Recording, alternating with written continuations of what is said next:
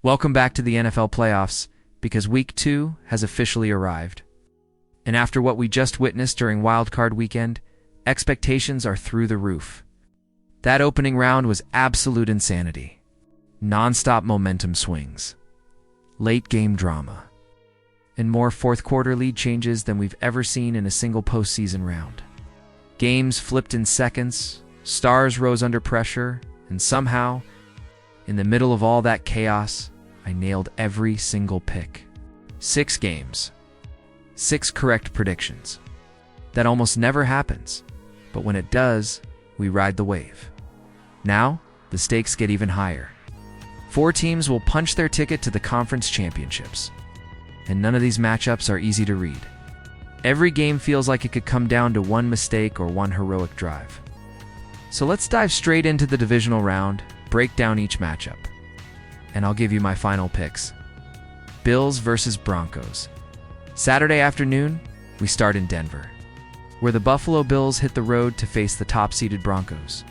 And this is already one of the most uncomfortable matchups of the entire weekend for Buffalo. Yes, the Bills advanced. Yes, they beat Jacksonville. But if we're being honest, that win came at a cost. Josh Allen had to do everything. He was the offense. He was the reason they survived. That kind of performance looks impressive, but it's not sustainable. Especially in the playoffs, Denver is coming in, rested, confident, and protected by one of the strongest home field advantages in football. The altitude matters. The crowd matters. And this Broncos team has quietly become one of the most complete units left in the postseason. They don't rely on one star. They beat you with structure, discipline, and balance. Buffalo clearly has the best player on the field in Josh Allen. But football isn't a one-man sport, and that's where the gap starts to show.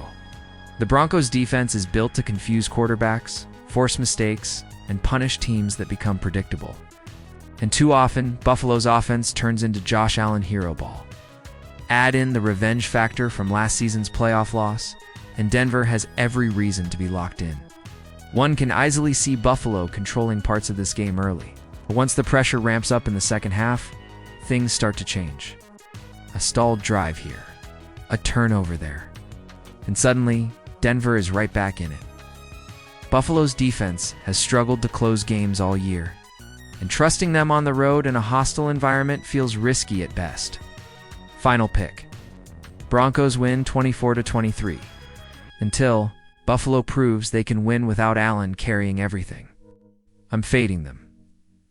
49ers versus Seahawks. Saturday night gives us another chapter in a bitter divisional rivalry. As Seattle hosts San Francisco for the 3rd meeting of the season, these games are never clean, never simple, and almost always decided late. San Francisco deserves respect for going into Philadelphia and surviving. Losing key players early, staying composed, and making the plays that mattered showed toughness. But this version of the 49ers isn't built like past versions. Injuries have stripped them down, and they're relying more on coaching and execution than raw talent. Seattle, meanwhile, presents a brutal matchup. We've already seen this defense frustrate Brock Purdy when pressured. Purdy becomes aggressive, and aggression leads to turnovers. The Seahawks thrive on that. The entire outcome comes down to one question. How much do you trust Sam Darnold? He's inconsistent. He's unproven in the playoffs. And yes, the fear is always there. But this Seahawks team doesn't need perfection. They need control. Against a depleted 49ers defense, Darnold doesn't need to carry the game, just needs to avoid disaster. San Francisco's offense has become increasingly narrow. If you limit McCaffrey, the entire system slows down. Without their full arsenal, there's little room for error. I think this is where the run ends. Final pick. Seahawks win 24-20. Texans versus Patriots. Sunday afternoons, this game won't be flashy, but it will be physical. Both teams advance because of defense. Houston turned Aaron Rodgers into a turnover machine, while New England dominated the trenches against the Chargers. Offensively, neither team inspired much confidence. And that's what makes this matchup tricky. Houston's biggest problem is protection. Their offensive line struggles badly, and now they face a Patriots defense that lives on pressure and disguised blitzes. If Nico Collins can't clear concussion protocol, the Texans will have almost no way to punish that aggression.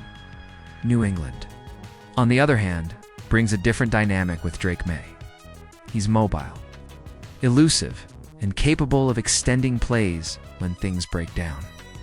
Over time, that wears defenses out. This feels like a slow, draining game where every yard is earned. Eventually, Houston's defense starts to crack. Final pick.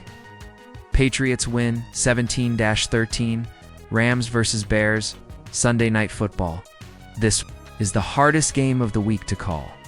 The Rams survive thanks to a clutch Matt Stafford drive. The Bears shocked everyone with a massive comeback. Both teams showed heart. Both teams showed serious flaws. On paper, experience favors the Rams. Championship quarterback. Championship coach. But Chicago is dangerous. They thrive late, they don't panic. And the Rams have a habit of making things harder than they need to be.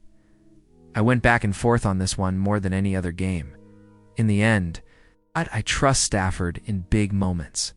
And I trust McVay to find mismatches against a banged-up Chicago defense. Final pick. Rams win 3-3-0. Those are my divisional round predictions. Some safe picks, some risky calls, and at least one that's probably going to cause chaos. Now it's your turn. Drop your predictions in the comments. Tell me which game you're most confident in and which upset you see coming. If you enjoyed this breakdown, like the video, share it with another NFL fan. Subscribe to the channel and comment your picks below. Let's talk football.